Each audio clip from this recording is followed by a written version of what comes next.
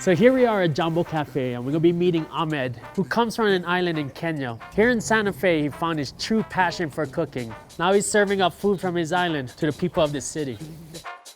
Oh. Hey, Sheldon. Hey, what's up, man? Jambo.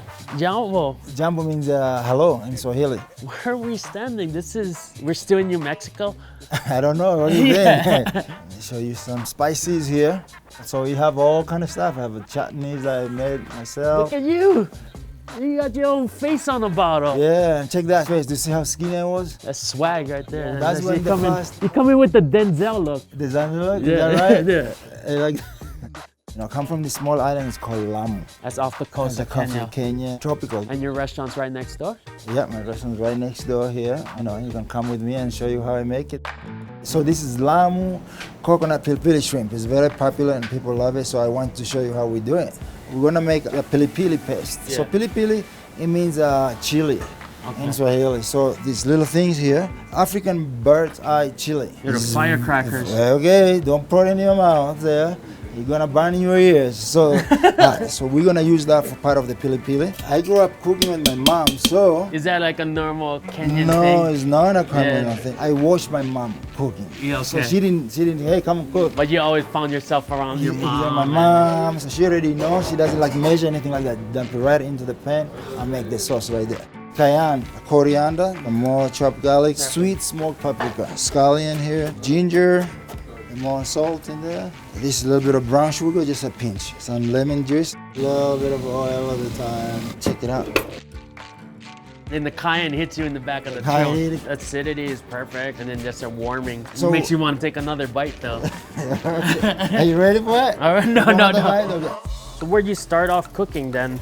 Growing up in the island, there's a lot of tourists come to visit us in the island. So we take them out on the boat fishing, snorkeling. So when we're out there, we have to cook for them because we spend all day. When we're done fishing, we go to the shore and we start, cooking all the fish and the rice and vegetable. But that was your first That was my start into it. So now we're gonna make the coconut sauce. Garlic in it, the paste, tomatoes, coconut. Next, what we're gonna do, we're gonna grill it. And then we're gonna transfer in the saute pan. Okay. And then we're gonna top it with the pili coconut sauce. And it's ready to go. Does the cuisine vary once you come off to your island? That's a good question, yes. So when you come to Costa Rica, that's where the spices come from. Cloves, ginger, cardamom, all the spices. There were a lot of trading going on. So people from India, Yemen, Portuguese, over the years they have left this influence behind. The diversity broadens when it's along the coast. It's along the coast, yes. So we're gonna make island spice mahi. Hey. Yeah, he's doing. Look, he's already messed it up. Look. Already messing it up already.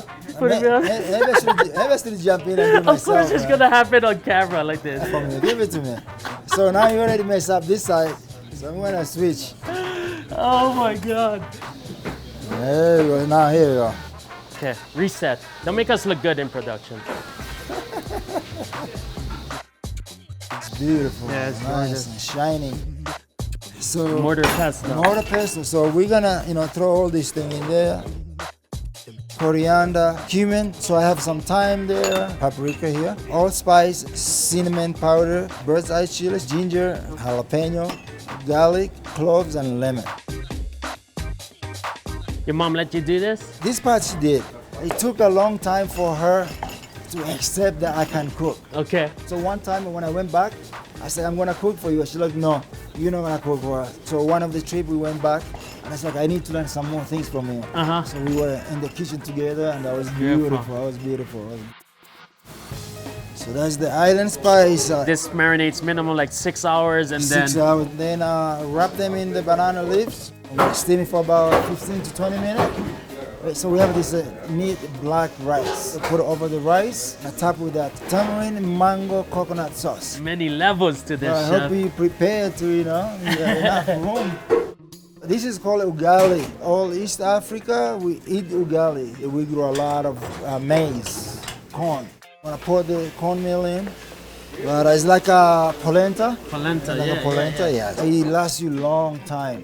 You really have to have some muscle to to work that. Those are the six packs and the muscles come on, you know? I think I threw on my shoulder. Should we call an ambulance? Or? Maybe. And then we're gonna go and eat it. Threw on my shoulder. Your shoulder? You're right.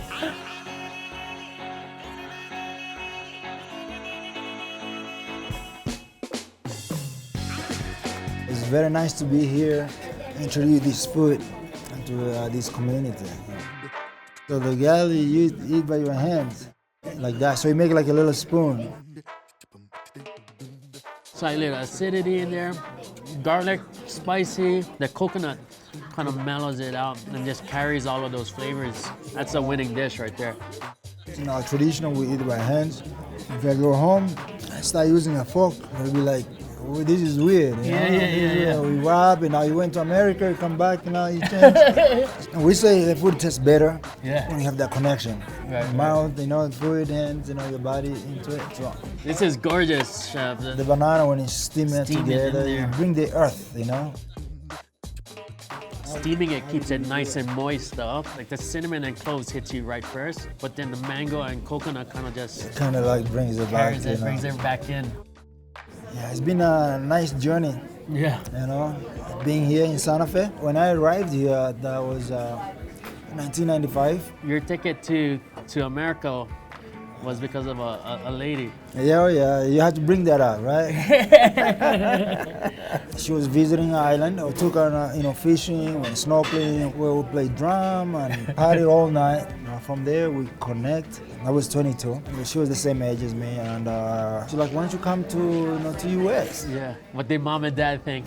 Well, my mom was like happy for me because I'm the oldest of 11. I'm going there, so I can't help them out. I said I'm just gonna come for 6 months. So I arrived in New York. What month was it? That was in February. Cold, man. It was freezing, you know. So a friend of mine lived here in Santa Fe. I just arrived and I felt just at home. Like this is where I want to be.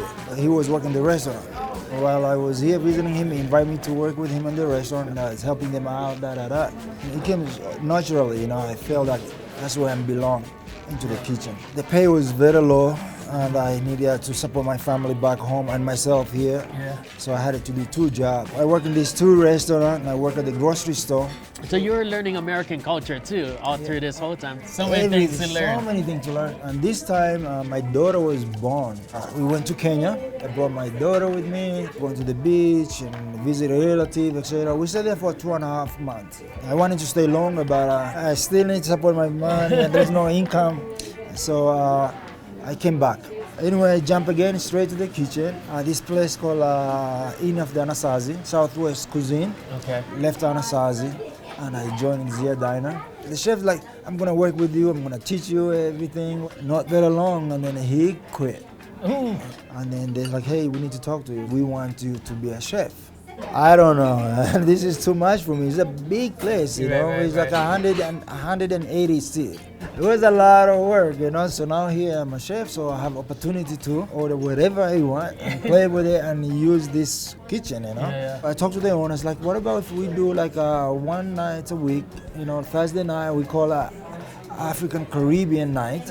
So here I come and get some red snapper, some goat stew, curry, and a jerk chicken. A full menu of... Full menu for that night. People reserve and love the vibe, so it gives me some kind of a feeling like, man, something here, Yeah. I found this location, they had a sign there for rent. And then a manager, of the property showed up, and I talked to him and explained about myself. And they're like, wow, this is great, because New Mexico has so many New Mexican restaurants, green chili. Right. We need something different. When do you want to open? August 2009, Jambo Cafe was open. So right away, the line was already out of the door. This was the only African restaurant here in Santa Fe. Why do you think people were so excited? I think they wanted something different. So who is your customers?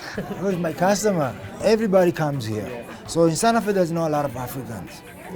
So that is not my target. So my target is the local people who have embraced me, and we have been together. So like movie stars have been here. Johnny Depp has been here. Morgan Freeman, Adam Sandler. Well, from cooking on the beach to movie stars coming to eat your food. You've been in Santa Fe now for Yes. over 20 years. I have lived here longer than lived in Africa. Everywhere I go, I see my family. They raised me here, so it is home.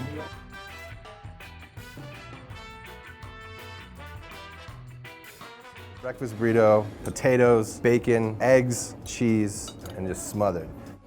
This red chili, he stews for like 6 hours.